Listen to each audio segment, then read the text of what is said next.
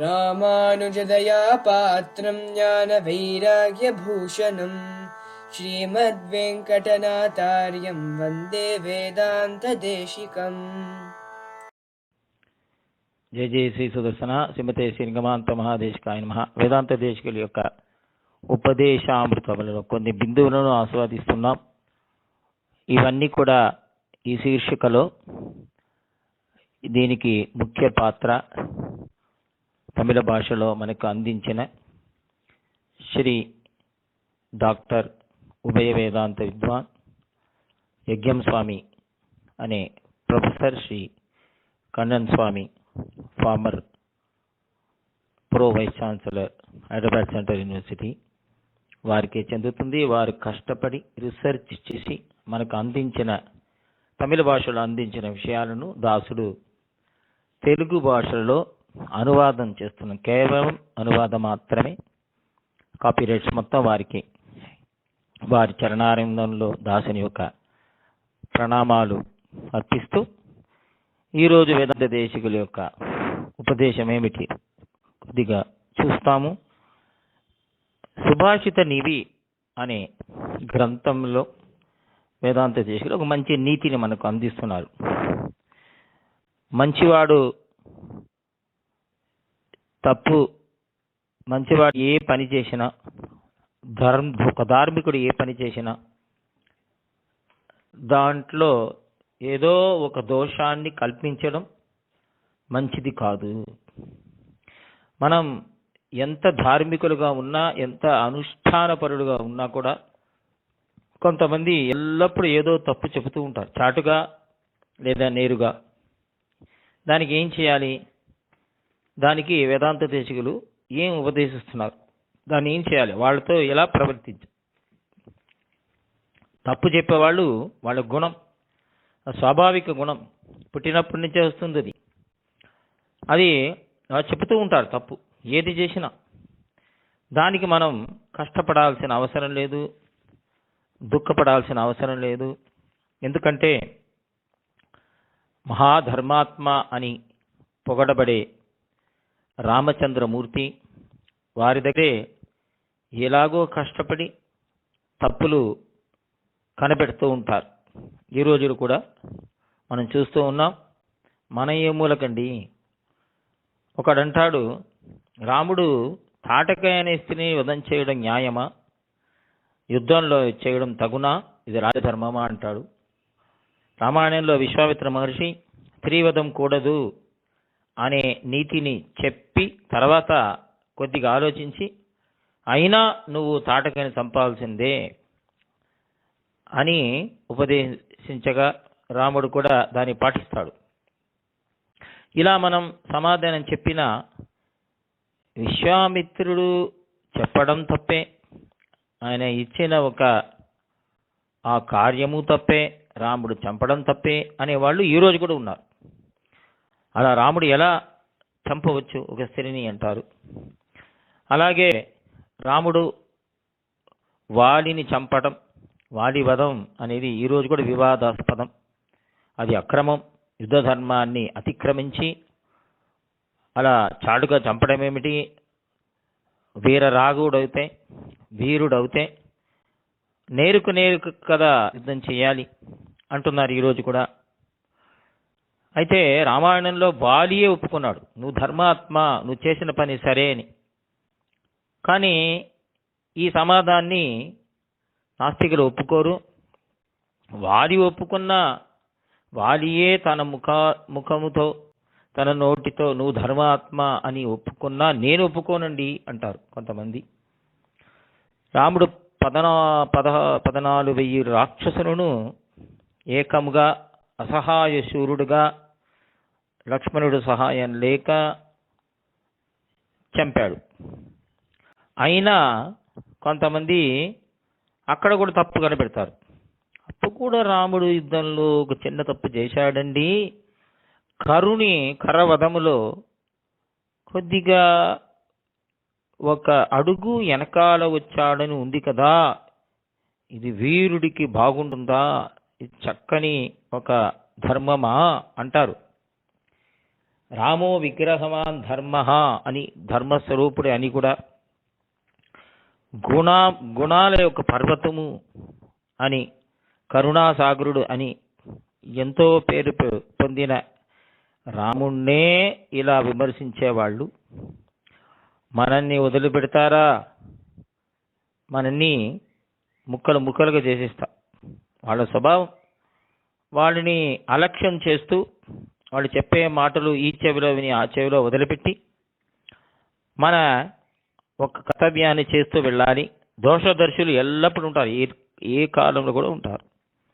వాళ్ళని తృప్తి చేయాలంటే జీవితాంతం మనం ఎన్ని పని చేసినా వాళ్ళని తృప్తి చెయ్యలేము, వాళ్ళు తృప్తి పొందరు కూడా. అయితే మనం ఇంట్లో వంట చేస్తూ ఉంటాం. ఆ పాత్రాన్ని మనం ముయ్యవచ్చు, కానీ లోకంలో ఉండే అపవాదాన్ని ముయ్యలేము. ఇది తెలిసిన విషయమే. ఒకడు ఒక్క తప్పు కూడా చెయ్యకుండా జీవించడం అనేది అసాధ్యం. అలా జీవించిన ఎలాగో వెతికి వెతికి వెతికి ఆ మంచితనంలో కూడా తప్పుని కనిపెట్టే వాళ్ళు ఎంతోమంది ఉంటారు. వాళ్ళని అలక్ష్యం చేయడమే మనకు ఒక దారి, అంతేగాని వేరే మార్గము లేదు. వాళ్ళ నాలికలో కత్తి ఉంటుందండి ఎల్లప్పుడూ. వాళ్ళ స్వభావాన్ని మనం మార్చలేము. దాని గురించి మనం దుఃఖపడాల్సిన అవసరము లేదు. ఒక కొండను చూసి కుక్క అరుస్తూ ఉంటే దానికి ఏమైనా, కొండకేమైనా దోషమా? అలా అనుకొని మనం మన కార్యములో సిద్ధంగా అదే ధ్యానంగా మన పనిని చేస్తూ వెళ్ళాలి. దీంట్లో కొన్ని విషయాలు మనం ఇక్కడ చూస్తాం. మొట్టమొదటి విషయం, ఇలా విమర్శించేవాళ్ళు, దోషాన్ని ఆరోపణ చేసేవాళ్ళు వాళ్ళని కొద్దిగా గమనించండి. అటువంటి వాళ్ళు సాధారణమైన మనుష్యులను పట్టుకోరు వాళ్ళు. కానీ మంచి గుణాలు ఎవరి దగ్గర ఉన్నదో ఎక్కువగా అక్కడే వాళ్ళని నిందిస్తూ దోషాన్ని కల్పించి వాళ్ళపైన ఆరోపణ చేస్తూ ఉంటారు. వాళ్ళ దగ్గర ఏదో ఒకటి రెండు వీక్నెస్ ఉంటుంది, అదే పట్టుకుంటారు వాళ్ళు. మిగతా మంచి గుణాలని వదిలిపెట్టి ఏదో ఒకటి రెండు చెడు గుణం ఉంటే, ఆ చెడు గుణం లేకపోయినా దాన్ని చెడు గుణంగా ఆరోపించి అలా వాళ్ళని నిందించే సామర్థ్యం వీళ్ళకు ఉంటుంది. రెండవ విషయం, ఇలా నిందించే వాళ్ళు వాళ్ళ నాలిక కత్తి లాంటిది. కత్తితో ఎలా కోస్తామో అలాగే మాటలతో మనల్ని కోస్తూ ఉంటారు. అయితే మనకు వాళ్ళ మాట వినడమో అసహ్యంగా ఉంటుంది, వాళ్ళ మాటలు అలా ఉంటుంది. అయితే మనం దూరంగా ఉండడమే మనకు మంచిది. వాళ్ళకి మూడో విషయం, ఇలా నిందించుట, దోషాన్ని ఆరోపణ చేయడం అనేది చాలా రుచిగా ఉంటుంది వాళ్ళకి. దాంట్లో ఉత్సాహం ఎక్కువ ఉంటుంది స్వభావంగానే.